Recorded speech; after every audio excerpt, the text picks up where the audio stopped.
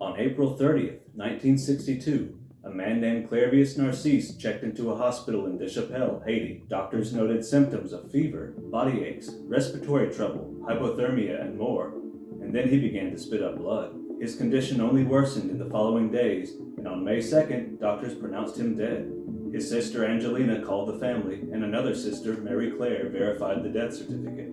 After 20 hours in cold storage, the body of Clairvius Narcisse was buried in his hometown of Leicester. 18 years later, Angelina was in the market in Leicester when a man confronted her. He insisted that he was Clairvius Narcisse, and when she doubted him, he mentioned his boyhood nickname that only family knew. And it was eventually confirmed that this was indeed her brother. Some might have called this a miracle or a medical mistake, but to the people who saw Narcisse standing in the flesh, they knew exactly what it was: a zombie. But how does a man go to his grave and return years later? And why do we associate this real-world phenomenon with movie monsters? The proof is in the poison, so let me show you what it takes to make a zombie.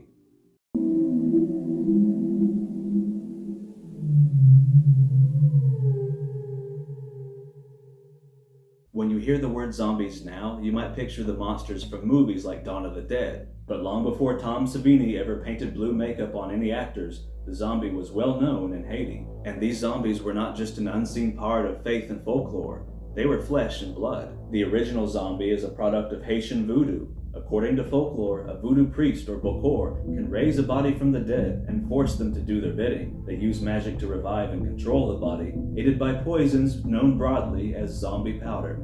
There are different ideas about the origin and spelling of the word zombie, but it most likely entered Haitian Creole from Africa. And similar to today's movie monster, the original zombie is a shade of its former self with no real autonomy. In his dubious travelogue, The Magic Island from 1929, W.D. Seabrook introduces the zombie this way. The zombie, they say, is a soulless human corpse, still dead but taken from the grave and endowed by sorcery with a mechanical semblance of life. It is a dead body which is made to walk and act and move as if it were alive. Now I want to mention a few things about my sources here. These books are all outsider accounts from people who went to Haiti and recorded what they saw, as well as anecdotes from people they met. And they didn't always differentiate between fact, folklore, and theory, so keep that in mind. I also want to point out that Haiti and voodoo are not always portrayed well in media, and I don't want to add to that. There's so much more to Haitian belief and values than what we're looking at here today.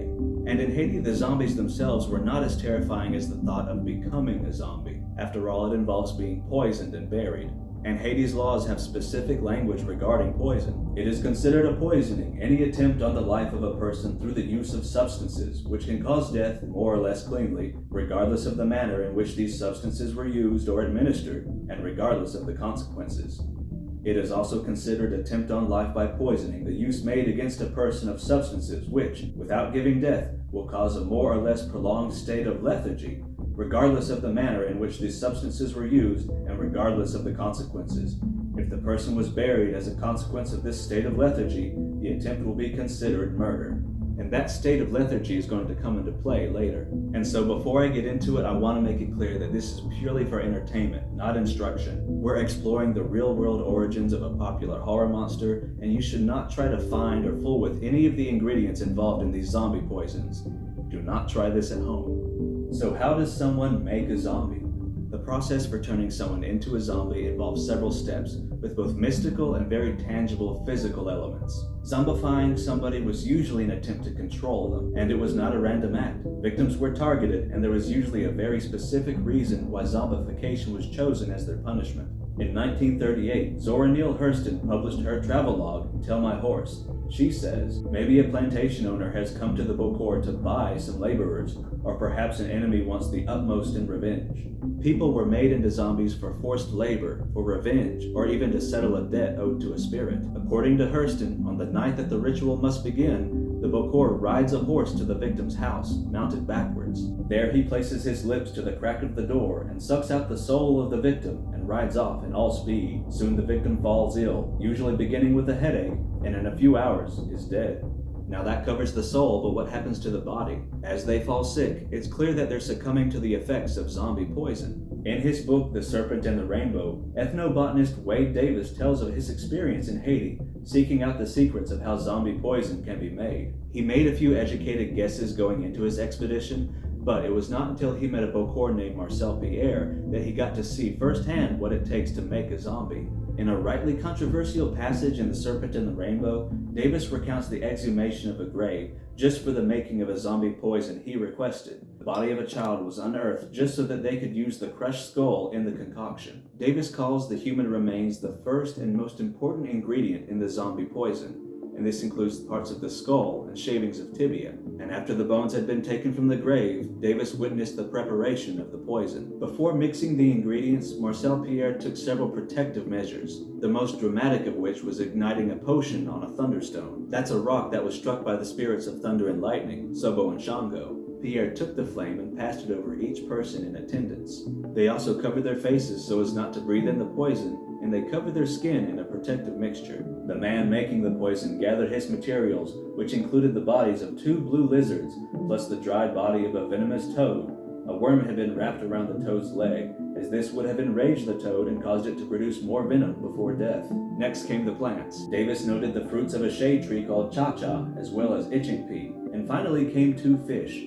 One he thought looked unimportant, while the other was clearly a puffer fish. All the dead things were roasted together until the animals reached an oily consistency and the bones were nearly charcoal. Then the ingredients were ground in a mortar, giving up a caustic yellow smoke.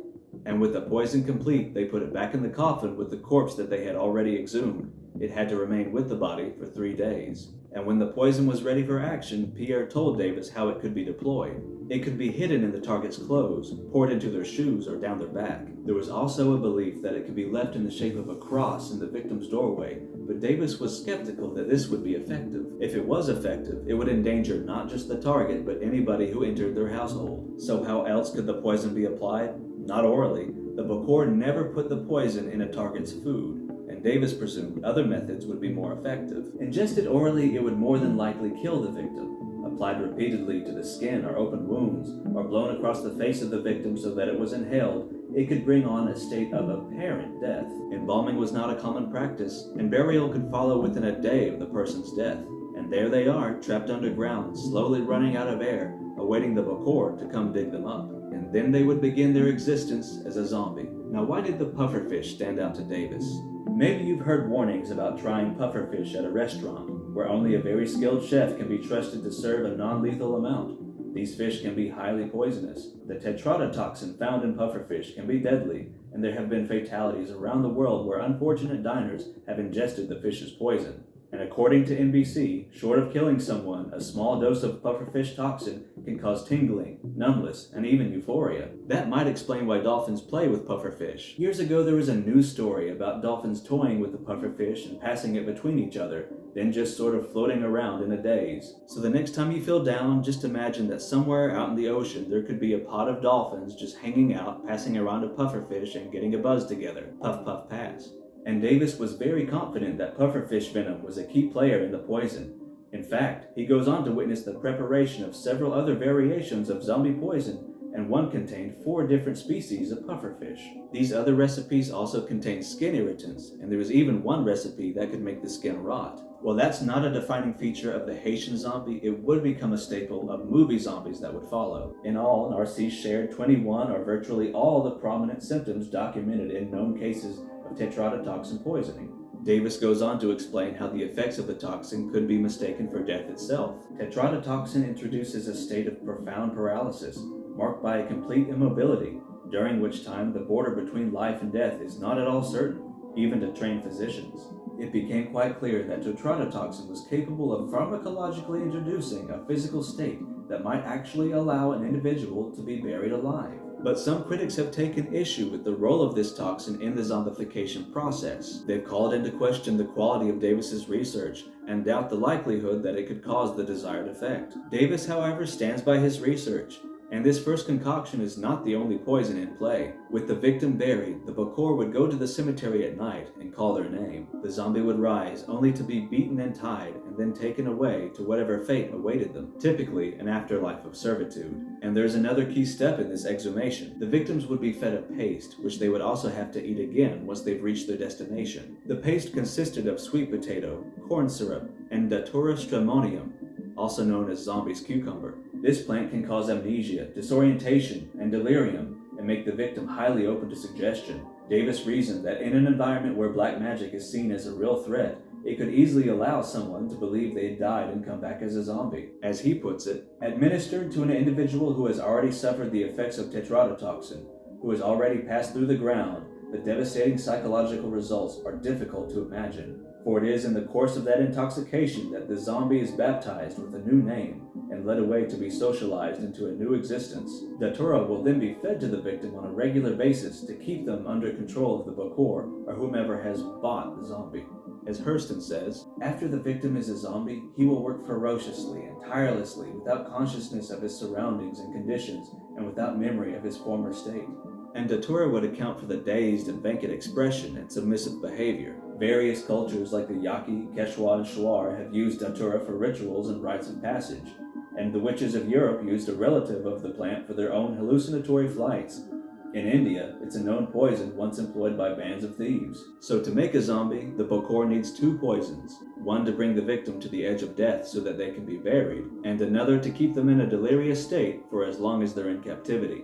But they may snap out of their delirium if their oppressor dies or fails to give them poison. And according to some beliefs, zombies may be revived if they taste salt. Seabrook writes, the zombies must never be permitted to taste salt or meat. And that's a stark contrast to the brain-eating zombies we see in movies. Seabrook later shares a story he heard about some zombies who were led into town and fed some salted pastries. As the zombies tasted salt, they knew that they were dead and made a dreadful outcry and arose and turned their faces toward the mountain. So according to Seabrook, the zombies made their way to a cemetery and fell dead. So what does zombification feel like? As the poison takes effect, it might cause numbness throughout the body. And Davis says the onset can also feel like ants crawling beneath your skin. Paralysis sets in, and suddenly you're trapped in your own body. And it's very troubling to think that the zombie poison can immobilize you, but it never knocks you out. You're awake when they bury you. As Davis says, every indication pointed to the possibility that Narcisse had remained conscious the entire time. Totally paralyzed, he may have been a passive observer of his own funeral. Narcisse later recalled what sounds like an out-of-body experience, floating above his own grave and aware of what was happening around him. The effects of datura poisoning are plainly visible too, as they render the victim in a daze with a blank expression. Seabrook recalls his encounter with a zombie in a cane field. The eyes were the worst. They were in truth like the eyes of a dead man, not blind, but staring, unfocused, unseeing. The whole face, for that matter, was bad enough. It was vacant, as if there was nothing behind it. It seemed not only expressionless, but incapable of expression. And consider how Clairvius Narcisse felt during his time as a zombie. But his life had the quality of a strange dream, with events, objects, and perceptions interacting in slow motion, and with everything completely out of his control. In fact, there was no control at all. Decision had no meaning, and conscious action was an impossibility. And there's an additional agony for anyone who's able to break their spell. Even if they escape captivity, they might not be welcomed back into their own lives. To become a zombie is to be cursed, and their families might be afraid to associate with them. Yes, they still might be dazed and confused, but in these books I've seen that Haitian families don't have a problem with caring for people who can't take care of themselves. The elderly are well cared for, and Davis relates a scene at a Voodoo temple where a sick man shares his meal with him. Caring for others when means is scarce isn't the problem. There's a stigma that follows a zombie, from the night they rise from the grave to the day they finally return to it. Beyond the effects of the zombie poison, let's look into the supernatural ideas at work. In these books, it's mentioned several times that it's not the poison that makes a zombie, it's the Bokor. The Bokor is a sorcerer, and they have the power to trap someone's soul in a bottle or jar. This imprisoned soul is called a zombie astral, a whole different dimension to the zombie that we don't really see in horror fiction. So not only is your body confused and vacant, your soul is trapped, the property of someone else. And they can use it however they please, in magic, in music, or in other forms of servitude. There's a moment in Serpent and the Rainbow when Davis speaks with a voodoo priest about finding a zombie. The priest calls for his men to bring him the zombie, and they present him with a ceramic jar wrapped in satin. The priest laughs and tells Davis they brought him a zombie astral because they didn't think a flesh and blood zombie could make it through customs. But what about Clairvius Narcisse? And why was he targeted for zombification in the first place? According to Narcisse, he was mixed up in a land dispute. He did not want to sell his share of a land inheritance, and this caused trouble for his brother. He might have also had some serious trouble with other people in his community. The point is, he had enemies. So Davis caught up with him at a clinic to hear the details. His speech was slow and clear, and he had a scar on his cheek, which he says is from a coffin nail.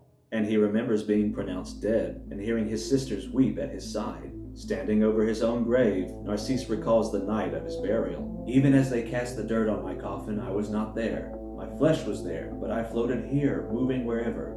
I could hear everything that happened.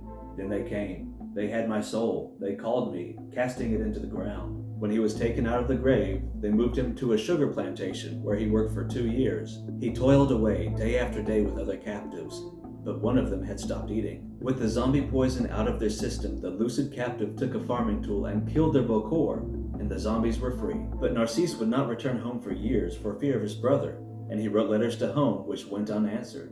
When he learned of his brother's death, Narcisse returned home, but his arrival caused such a commotion that he was put in jail, and after his release, he spent time at a clinic as well as a mission. In pop culture, the zombie has become a classic movie monster, and even back in 1929, Seabrook called the zombie the first cousin to the werewolves and vampires he was already familiar with.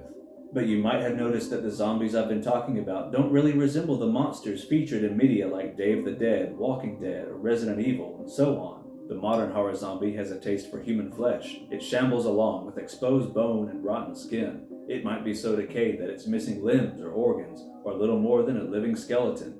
And it's inherently aggressive. It's not just a victim of poisoning sent to labor in a drugged state. The modern zombie is a cannibal, driven by a primal need. Becoming a zombie isn't the only danger in zombie fiction now. The ravenous, bloodthirsty zombies pose a threat of their own. So how did we get here? The Magic Island had captured American imaginations with its exotic depictions of Haitian Voodoo, and it inspired the 1932 film White Zombie. The movie follows a couple that arrives in Haiti just ahead of their wedding. A plantation owner falls for the bride, and he seeks the service of a local necromancer to transform her into an obedient zombie. The sorcerer was played by Bela Lugosi, who was riding high after playing Dracula just 1 year earlier. The zombie remained associated with Hollywood's sensationalized version of voodoo in other movies like King of the Zombies and I Walked with the Zombie. But the word took on new meaning after the release of Night of the Living Dead in 1968. In this film, bodies come back to life after a space probe returns from Venus and releases radiation into the atmosphere. They're slow-moving and uncanny, and they want to eat the living. But George A. Romero never thought of his monsters as zombies. In the film, they're called ghouls. He later said that film critics first made the connection, and the term stuck. So Night of the Living Dead set the template for what we would come to think of as a zombie, even though it was never meant to be a zombie film. We do get a new take on the voodoo zombie here and there, like 1974's Sugar Hill. In horror fiction, the monsters we make often reflect the fears of the age. Since the 60s, zombies have represented unthinking conformity, insatiable consumerism, societal collapse, and the spread of disease. And the original zombies, cursed to labor against their will, had their own tragic associations. UC Irvine professor Amy Willentz sees zombification in Haiti as an extant form of enslavement, and that connection is not hard to follow. Slavery in the time of French colonization was horrendous, and some people saw death as their only escape. However, to keep anyone from pursuing freedom in this desperate way, slave drivers told them that doing so would curse their afterlife, and they would remain on the land to continue servitude forever. So even after slavery was abolished in Haiti, the misery of enslavement lived on in its own grotesque way. And the threat of zombification became a useful tool for powerful people. Cross the wrong person, and a sorcerer could doom you to a fate worse than death. And that's the version of the zombie that would develop in place, and eventually go on to inspire modern horror fiction. As The Atlantic puts it, it was in this form, voodoo, bokor, and black magic, that the Haitian myth first crossed paths with American culture in the aforementioned White Zombie. And now you know how zombies are made. You shouldn't do anything with that information, but there you have it. Like I said earlier, there's so much more to Haitian history and voodoo than zombies and poisons. This is just one aspect that made a splash in pop culture. And if you're interested in what else these books have to say about Haitian culture and voodoo, just remember that they're all from an outsider perspective. Tell My Horse by Zora Neale Hurston is very interesting, but I think she has received some criticism for how she has represented voodoo, so keep that in mind. And you can skip the Magic Island altogether. In his effort to tell an interesting story, Seabrook sensationalized details at the expense of the people he was writing about. It's an awful misrepresentation, and I can't recommend it. The Serpent and the Rainbow is fascinating, though, and Wes Craven adapted it into a fiction film by the same name in 1988. It's an exciting horror-flavored adventure flick by the director who gave us Freddy Krueger, so don't expect it to feel as grounded as the book. It goes a little over the top in a few places. Still, Wade Davis makes an effort to find the zombie's place in the culture that created it, and he explores a great deal of Haitian history in the process. And if you found this interesting, stick around. I love seeing how history and folklore inspire our imaginations and show up in our fiction. Last month, I looked at how the Exorcist movie caused a spike in possession cases around the US. And I've got more to come soon, so I hope you'll check it out. Until then, I'll see you.